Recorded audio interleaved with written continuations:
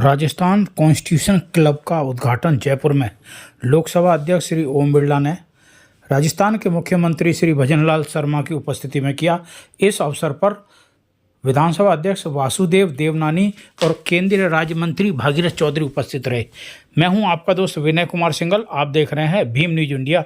देखिए एक report. Constitution club के शुभारंभ के अवसर पर हम सब आपके बीच में हमारे ही अपने ही जिन्होंने देश में ही नहीं दुनिया में जाकर के भी हमारे राजस्थान का नाम रोशन किया है और हमेशा जब लोकसभा चलती है और उसमें देखते हैं तो निश्चित रूप से राजस्थान वासी को गौरव होता है। ऐसे हमारे सम्मानीय लोकसभा के अध्यक्ष ओम बिरला जी, हमारे विधानसभा के अध्यक्ष जिनको कि आप अच्छी तरह से जानते हैं, कह रहे थे, मैंने कहा ये तो मुझे पहले ही पता था कि आप क्या कहने वाले हैं। हमेशा अच्छे काम में उनकी रुचि रहती है और विधानसभा का संचालन बहुत ही अच्छी तरह से करते हैं। ऐसे हमारे वासुदेव जी देवनानी साहब, हमारे संसदीय कार्य मंत्री जोगाराम जी पटेल साहब, उनका भी काम आपने देखा है। और हमारे युवा मोर्चा के पार्टी में किसान मोर्चा के अध्यक्ष रहे और अभी पता नहीं क्या हो गया है, किसान मोर्चे के जो अध्यक्ष रहते हैं वो मंत्री बनते हैं। और ऐसे ही हमारे भागीरथ जी हैं और सौम्य सरल स्वभाव, अब हमारे कृषि राज्य मंत्री हैं। आपका भी स्वागत अभिनंदन है। हमारे बीच में पार्टी के हमारे वरिष्ठ नेता राज्यसभा के सांसद सम्मान्य घनश्याम तिवारी जी हमारे बीच में हैं। माननीय हमारे पार्टी के वरिष्ठ नेता और हमारे प्रतिपक्ष के पूर्व नेता माननीय राजेंद्र राठौड़ जी हमारे बीच में हैं। हमारे राज्यसभा के सांसद और वरिष्ठ नेता राजेंद्र गहलोत जी हमारे बीच में हैं। सभी हमारे मंत्रिमंडल के हमारे साथी, हमारे विधायक, और सबसे बड़ी बात मैं देख रहा हूं कि हमारे जो पूर्व विधायक हैं उनकी संख्या भी खूब है। और अभी मैं चर्चा कर रहा था कि पूर्व विधायकों को बहुत बड़ा फायदा इससे मिला है। अभी लक्ष्मी नारायण जी कह रहे थे तो मैं उनसे कह रहा था आप चिंता मत करिए, आपको एक यहाँ घर अगर परेशानी तो आप आगे आराम से यहाँ बैठ सकते हैं, भोजन भी मिल भोजन भी आपको मिलेगा, इसलिए चिंता मत करिए। क्योंकि कभी कभी दिक्कत रहती है तो वो भी काम यहाँ आराम से सुलभ में मिलेगा।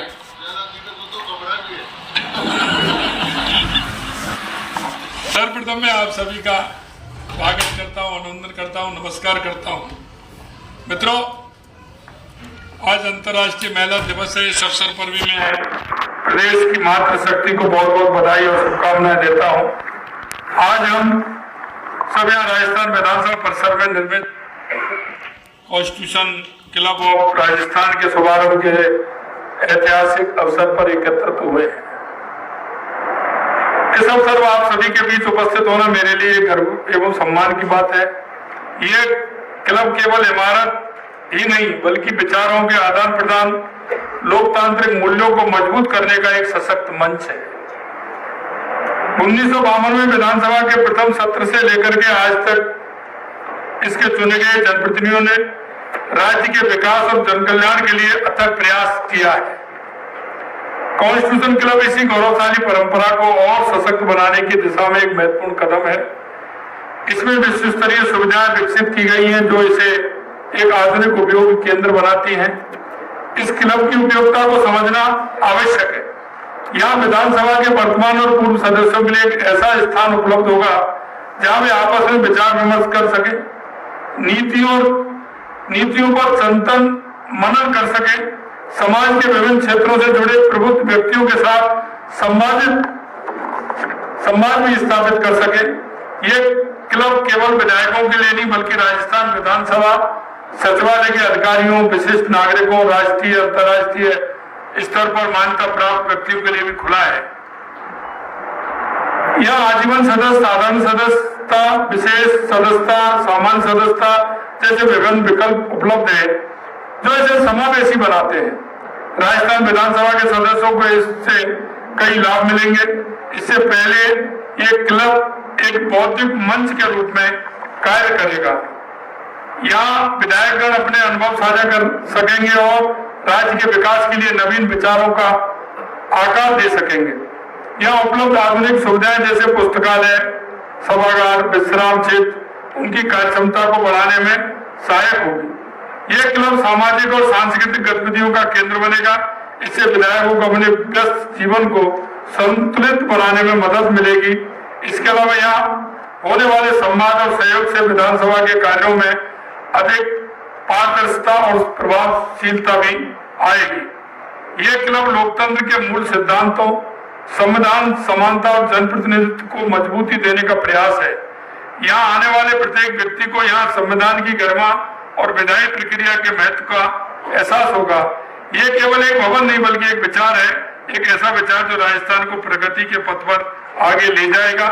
अंत में मैं इस क्लब के निर्माण में योगदान देने वाले सभी लोगों का, विधानसभा अध्यक्ष महोदय, सचिवालय और अन्य सहयोगियों का हृदय से धन्यवाद ज्ञापित भी करता हूं।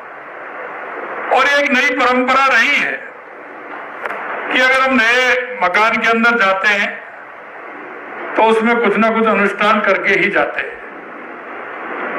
मैं देख रहा था कि हमारे मित्र पहले तो कहा कि कोई दिक्कत नहीं है और वो आ भी गए, लेकिन कौन सा उनके पास प्रेशर ऐसा था। इसमें सहभागिता में कोई ऐसी बात नहीं थी। आप भी अगर गए हैं कहीं नए मकान में जाते हैं, कहीं नयापन या महसूस करते हैं तो आप भी कहीं ना कहीं अच्छे कार्य को एक विधि विधान के द्वारा उसमें शुभारंभ करते हैं। मैं कहना चाहता हूं कि ऐसे अवसर आते हैं, इनमें लगना चाहिए कि हम राजस्थान के विकास के लिए, राजस्थान की समस्या के लिए, राजस्थान के 8 करोड़ जनता के लिए काम कर रहे हैं। अगर हम इस बात का सोच रखेंगे तो हमारी मूल धारणा को हम भूल जाएंगे। इसलिए मैं कहना चाहता हूं, माननीय अध्यक्ष महोदय ने इस का शुभारंभ किया है, सभी की सहभागिता के लिए उन्होंने प्रयास किया है। मैं इतना ही कहना चाहता हूं, ऐसे कार्य होते हैं उसमें एक सकारात्मक पहलू को भी हमें देखना होता है। जनता के अंदर इस बात को विश्वास भी दिलाना होता है, चाहे वो पक्ष हो या विपक्ष हो, कि हम राजस्थान की 8 करोड़ जनता के लिए हम काम कर रहे हैं। हमारे अंदर इन सारी चीजों को लेकर के कहीं कोई स्थान नहीं है। हमें देख रहा हूं हमारे सभी अन्य सदस्य भी इसमें आए हैं, हमारे पूर्व सदस्य भी इसमें आए हैं। बहुत अच्छा एक ये मंच है और हम धन्यवाद देते हैं कि उनके मन में ये प्रेरणा आई और उन्होंने एक अच्छा ये काम किया, उसके लिए भी हम धन्यवाद देना चाहते हैं। मुझे पूर्ण विश्वास है कि कॉन्स्टिट्यूशन क्लब राजस्थान विधानसभा के सदस्यों के लिए एक अमूल्य धरोहर साबित होगा और यहाँ से निकले विचार राज्य के उज्जवल भविष्य का मार्ग प्रशस्त करेंगे। आइए हम सब मिलकर इस नए अध्याय की शुरुआत करें और इसे लोकतंत्र के प्रति अपनी प्रतिबद्धता का प्रतीक बनाएं। आप सभी को एक बार पुनः शुभकामनाएं और धन्यवाद। जय हिंद। कि हमारे मध्य माननीय अध्यक्ष लोकसभा श्री ओम बिरला जी, आपसे विनम्र कृपया अपना उद्बोधन प्रदान करें।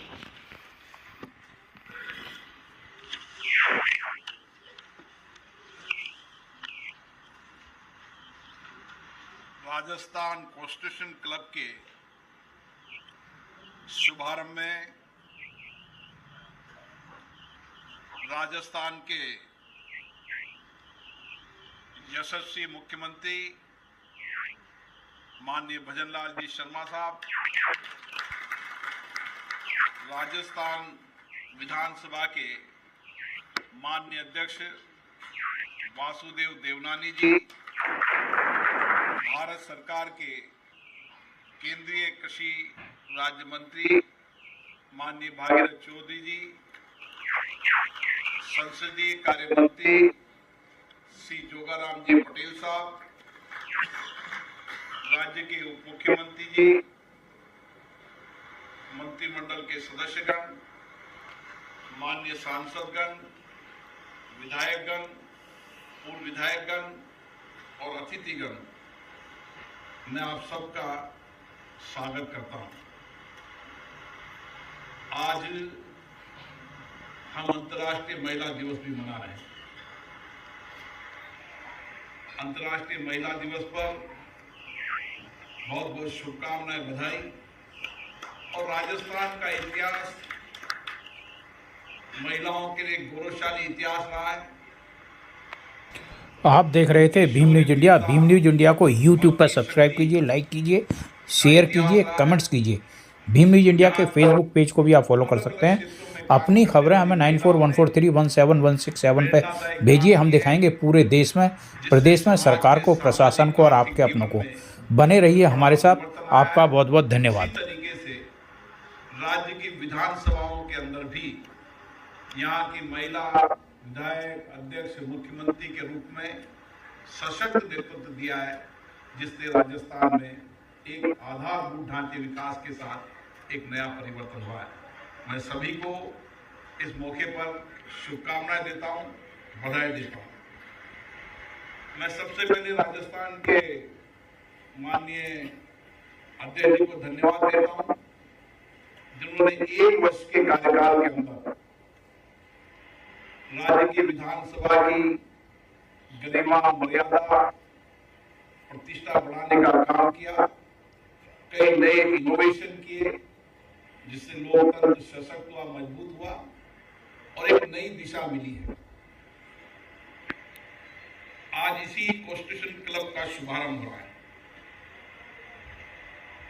ये कॉन्स्टिट्यूशन क्लब आम क्लब की तरह नहीं है। ये क्लब के निर्माण के समय भी और निर्माण के बाद इसके संचालन के समय भी एक इसमें विशेषता है कि हम आजादी के 75 वर्ष के गौरवशाली संविधान के अंगीकार दिवस में गुजर रहे हैं। और इस 75 वर्ष की यात्रा में हमने संविधान के मार्गदर्शन में भारत के अंदर एक परिवर्तन किया और आज हम कह सकते हैं कि दुनिया के अंदर भारत का लोकतंत्र और भारत का संविधान देश और दुनिया के लिए मार्गदर्शक है। इसी तरीके से राजस्थान विधानसभा का इतिहास भी बहुत गौरवशाली इतिहास रहा है।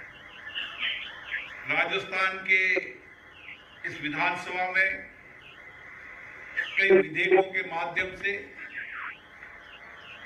नियमों, प्रक्रियाओं के माध्यम से, नीतियों के माध्यम से दुनिया की विधायी संस्थाओं को मार्गदर्शन करने का काम किया।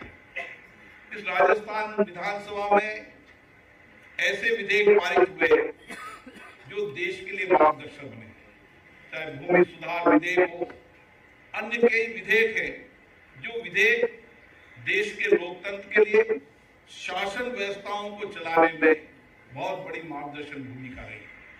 इस विधानसभा के अध्यक्ष रहे हो, चाहे राज्य के मुख्यमंत्री रहे हो, उन सब ने अपने अपने क्षेत्रों के अंदर ऐतिहासिक रूप से उपलब्धि प्राप्त की है। और इसी विधानसभा के अध्यक्ष के नाते भी कई गौरवशाली परंपरा भी रही है। और इसी राज्य के मुख्यमंत्री जी ने देश के अंदर राज्यसभा का संचालन किया। उपराष्ट्रपति पद पर उन्होंने उपराष्ट्रपति पद के रूप में संविधान की, संसद की मर्यादाओं को उच्चकोटि बनाने का काम किया। अभी भी हमारे उपराष्ट्रपति के रूप में माननीय जगदीश धनखड़ जी राज्यसभा का संचालन कर रहे हैं। और ये कॉन्स्टिट्यूशन क्लब की परिकल्पना जब की थी, जब 1947 के अंदर जब संविधान बनने की प्रक्रिया चल रही थी, चर्चा संवाद की प्रक्रिया थी, उसी समय एक विचार आया कि हम संविधान बनाने की इस प्रक्रिया में अनौपचारिक रूप से भी चर्चा संवाद हो, अनौपचारिक रूप से बातचीत हो, तो तो 1947 के अंदर एक कॉन्स्टिट्यूशन क्लब बनाने के विचार आया और उसी विचार को लेकर कि ये क्लब देश के संविधान की चर्चा, नीतियों कार्यक्रम की चर्चा, विधान बनाने की प्रक्रिया और किस तरीके से हम देश के अंदर विकास के अंदर ज्यादा से ज्यादा लोगों की भागीदारी हो, एक समावेशी विकास हो, समावेशी विकास के साथ जनभागीदारी हो और जनभागीदारी के अंदर लोगों के विचार आए और इसी विचार को लेकर ये कॉन्स्टिट्यूशन क्लब बना। मैं इसके पूर्व अध्यक्ष सीपी जोशी साहब को धन्यवाद देता हूं जिन्होंने इस क्लब की शुरुआत की। सरकार आती है, बदलती है, निर्माण कार्य चलता है, लेकिन निर्माण कार्य करने के बाद कोई भी सरकार है, किसी भी दल की सरकार है, लोकतंत्र में कोई स्थायी सरकार नहीं आती, जनमत के आधार पर परिवर्तन होते रहते हैं। तो कोई ये कहे कि मेरे द्वारा बनाया गया है, ये न्यायपूर्ण नहीं है, ये नियमित प्रक्रिया है जो चलती रहती है, बदलती रहती है। इसीलिए इस संविधान सदन के रूप में ये कॉन्स्टिट्यूशन क्लब बना है, इसका शुभारंभ हुआ है।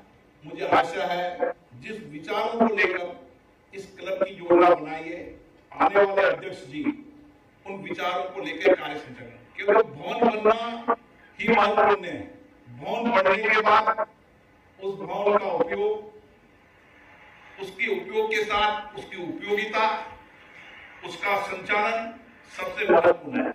और मेरा विश्वास है कि भवन का उपयोग व्यापक रूप से चर्चा जनसंवाद के लिए होना चाहिए, जहां पर संविधान के मूल्यों की चर्चा हो, जहां पर राजस्थान के विकास में जनभागीदारी निभा सके, समाज के हर वर्ग क्षेत्र के लोग यहाँ पर बैठे हैं, चर्चा करें और जिन्होंने विधायी कानून बनाने के साथ इन विधायी संस्थाओं में जिनका योगदान रहा है, जिन्होंने अपने अपने जीवन के महत्वपूर्ण दिन इस विधानसभा में दिए, उनके अनुभव का लाभ भी मिलना चाहिए।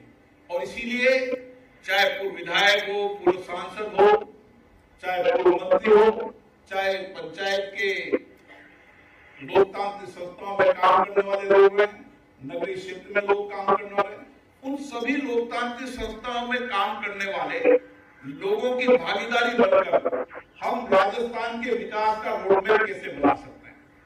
आज राजस्थान देश का सबसे बड़ा प्रदेश तो है सही, लेकिन गौरवशाली इतिहास भी राजस्थान का है। मुझे खुशी है राजस्थान के मुख्यमंत्री भजनलाल जी के नेतृत्व में जहां इसकी विरासत को हम संरक्षण कर रहे हैं, उसके साथ नए आधुनिक राजस्थान बनाने का उनका प्रयास भी महत्वपूर्ण है। और उन्होंने 2 बजट में अपने विचारों को दिया है कि हम राजस्थान की कल्पना कैसी कर रहे हैं। राजस्थान का विकास आधारभूत विकास के साथ, सामाजिक विकास के साथ, समाज के उपेक्षित गरीब व्यक्तियों के जीवन को कैसे बदल सकते हैं।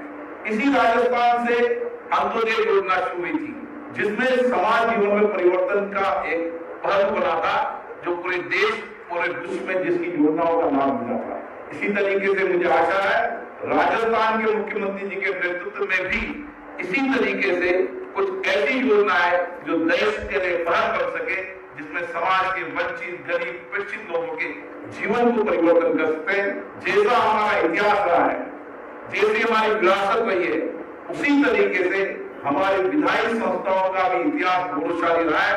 मुझे भी इस विधानसभा का सदस्य होने का मौका मिला है और मुझे खुशी है कि इस विधानसभा के सदस्य के नाते जो मुझे अनुभव मिले, जो मुझे यहाँ से प्रेरणा मिली, जो मुझे यहाँ से सीख मिली, मैंने कोशिश की कि देश की लोकतांत्रिक संस्थाओं के अंदर इस तरीके से प्रपाटी परंपराओं को शुरू करें जिससे लोकतांत्रिक संस्थाओं में चर्चा, संवाद का माहौल है। सहमति असहमति वाले लोकतंत्र का विशेषता है, विचारों की भिन्नता भी है, अपने अपने राजनीतिक विचारधारा भी होती है, लेकिन संसद हो, चाहे विधानसभा हो, चाहे पंचायत हो, नगर पालिका हो, इन सब लोकतांत्रिक संस्थाओं में प्रयास करना चाहिए कि हम चर्चा करें, संवाद करें, विचारों का मंथन करें, जितना विचारों का मंथन होगा, जितनी सहभागिता होगी, जितने विचार आएंगे, उतनी हम सर्वश्रेष्ठ काम कर पाएंगे। इसलिए सरदार पटेल जी ने एक बार कहा था कि एक जहाज में कुछ लोगों के विचार से, कुछ लोगों की लापरवाही से वो जहाज डूबने के कगार पर था, लेकिन उसी जहाज को जब ने सामूहिकता से विचार किया तो वो जहाज किनारे पहुंच गया। यही लोकतंत्र है। लोकतंत्र की ताकत इतनी बड़ी भारत के अंदर कि हमने 75 वर्ष की लोकतंत्र की यात्रा में इन्हीं संस्थाओं से हमें खुशी है कि पंचायत राज जैसी संस्थाओं का उदय भी राजस्थान से हुआ। इसलिए राजस्थान तो लोकतंत्र की सबसे बड़ी जननी है। हमारे राजा महाराजाओं के राज हुआ करते थे, उसमें भी लोकतंत्र हुआ करता था। इसलिए लोकतंत्र कोई आजादी के बाद का लोकतंत्र नहीं, लोकतंत्र हमारी विरासत में रहा है, लोकतंत्र हमारी कार्य प्रणाली में रहा है। इसीलिए मैं राजस्थान के विधानसभा के अंदर भी ये अपेक्षा करता हूं कि गतिरोध होता है, मत विचारों का मत भिन्नता भी होती है, लेकिन कोशिश करना चाहिए कि हम गतिरोध को कैसे समाप्त कर सकते हैं। हमारी भाषा कैसी होनी चाहिए, हमारा विचार कैसे होना चाहिए, हमारा भाषा विचार, हमारी अभिव्यक्ति कैसी होनी चाहिए। हमें जनता ने, 8 करोड़ जनता ने चुनकर भेजा है अपनी भावनाओं की अभिव्यक्ति करने के लिए, अपनी आकांक्षाओं की, अपनी कठिनाइयों की, अपनी चुनौतियों को समाधान करने के लिए। इसलिए मंच, ये विधानसभा इस काम के लिए होना चाहिए। व्यक्ति रूप से आरोप प्रत्यारोप के लिए विधानसभाएं लोकतंत्र के मंच नहीं होना चाहिए। और मैं हर मंच पे कहता हूं, जब हमारा संसदीय लोकतंत्र का मंच विधानसभा के अध्यक्षों और लोकसभा राज्यसभा के मंचों का पीठासीन अधिकारी के सम्मेलन भी हम बार बार ये चर्चा करते हैं कि सहमति, असहमति, आरोप प्रत्यारोप, विचारों की भिन्नता, विचारधाराओं की, ये तो ताकत है। लेकिन आजकल विधानसभा में नियोजित तरीके से गतिरोध होने लगा, लोकसभा में नियोजित तरीके से गतिरोध होने लगा। सुबह आकर इस योजना से आना कि आज विधानसभा नहीं चलने दे, लोकसभा नहीं चलने दे, ये नियोजित तरीके का गतिरोध लोकतंत्र के लिए उचित नहीं है। हमें अगर लोकतंत्र को सशक्त बनाना है, मजबूत बनाना है, लोकतंत्र को जनता के प्रति जवाबदेह बनाना है, जनता की अपेक्षाओं के अनुरूप बनना है और जनता की भावनाओं के अनुरूप विधायी संस्थाओं बनाना है, तो हमें लोकतंत्र के अंदर चर्चा संवाद करना चाहिए, सहमति असहमति पूरी विचारों के साथ अभिव्यक्ति करना चाहिए, लेकिन सदन चले इस तरीके का प्रयास करना चाहिए। क्योंकि राज्य विधानसभा से ये विचार लोकतंत्र की पंचायत में जाएगा, नगरीय विकास में जाएगा। मैंने तो विधानसभा अध्यक्ष से कहा है कि जितनी लोकतांत्रिक संस्था है उन सभी लोकतांत्रिक संस्थाओं में गतिरोध समाप्त कर चर्चा संवाद का केंद्र बनना चाहिए और ये आपका कॉन्स्टिट्यूशन क्लब इसी चर्चा संवाद का केंद्र बनेगा। जब विधानसभा में कभी असहमति गतिरोध होगा तो अनौपचारिक चर्चा के लिए आप इस कॉन्स्टिट्यूशन क्लब में आएंगे, अनौपचारिक चर्चा करेंगे, संवाद करेंगे। और यूं भी अनौपचारिक चर्चा संवाद करने की परंपरा राजस्थान में रही है। राजस्थान में पक्ष विपक्ष की बहुत गौरवशाली परंपरा है और इस गौरवशाली परंपरा को हमें आगे बढ़ाने का प्रयास करना चाहिए। जब गतिरोध हो हम अनौपचारिक रूप से चर्चा करें और उसका समाधान करने का प्रयास करें। ये कॉन्स्टिट्यूशन क्लब इसीलिए है, ये अन्य औपचारिक अन्य क्लब की तरह नहीं है कि हम यहाँ पर संगीत, गीत, मनोरंजन के लिए आए। ये एक संविधान क्लब है और संविधान की मर्यादाओं प्रतिष्ठा के अनुरूप इस क्लब का संचालन होना चाहिए। यहाँ पर देश विदेश की सेमिनार होना चाहिए, लोकतंत्र पर चर्चा संवाद होना चाहिए, हर वर्ग के लोगों के संवाद चर्चा होना चाहिए और इसको किस तरीके से इसका संचालन करते हैं ये सबसे महत्वपूर्ण है। मुझे आशा है कि माननीय विधानसभा अध्यक्ष जी के नेतृत्व में ये क्लब इसी सार्थक चर्चा संवाद का केंद्र बनेगा और हम अधिकतम जनभागीदारी, लोगों के अधिकतर विचारों का समाहित करते हुए ये कल एक प्रेरणा का स्तर बने ताकि देश के अंदर हमें कह सके कि राजस्थान में लोकतंत्र में अनौपचारिक चर्चा संवाद से लोगों की और भागीदारी बनाकर हमने लोकतांत्रिक प्रक्रिया से राज्य के विकास में महत्वपूर्ण योगदान दिया है। आप सबको बहुत बहुत धन्यवाद। भीम न्यूज़ इंडिया को यूट्यूब पर सब्सक्राइब कीजिए, लाइक कीजिए, शेयर कीजिए, कमेंट्स कीजिए। भीम न्यूज़ इंडिया के फेसबुक पेज को भी आप फॉलो कर सकते हैं। अपनी खबरें में 9414317167 पे भेजिए, हम दिखाएंगे पूरे देश में, प्रदेश में। न्यूज़ अपडेट के लिए बने रहिए हमारे साथ, देखते रहिए भीम न्यूज़ इंडिया। आपका बहुत बहुत धन्यवाद।